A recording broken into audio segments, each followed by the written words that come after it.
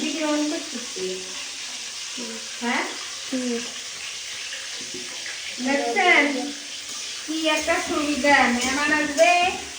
এইটা আমাদের পাকঘর, এখানে আমরা চুলা বসাইছি। রাত্রে এখন 9টা বাজে, গ্যাসের সাশ্রয় করতেছি। 1800 টাকা, আজকে 2 দিন গ্যাস শেষ। 2200 টাকা, 2500 টাকা, তারপরও পুরা জায়গায় খুঁজে খুঁজে কোনো গ্যাসই পাইনি। তাই একেবারে এই বিল্ডিং করার সময় এরকম সুন্দর একটা পাকঘর করছে।